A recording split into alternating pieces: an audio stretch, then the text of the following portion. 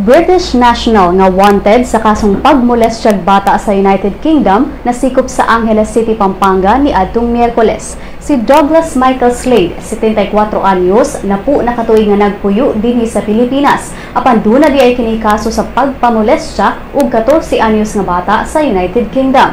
Ang langyaw nasikop na sab kaniadto sa Angeles City sa 5 ka mga kaso sa child abuse ug pornography apan na-dismiss ang tanang charges batok kaniya.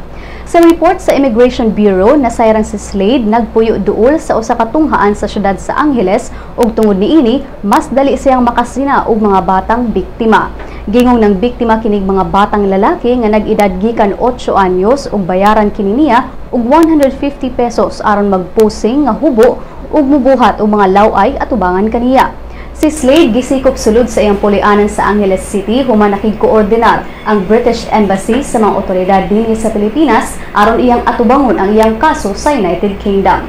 Ning pagbalita ang langyaw kasamtangang anaa sa kustodiya sa Immigration Detention Center samtang nagpaabot pa sa resolusyon sa pag-deport niini pabalik sa United Kingdom.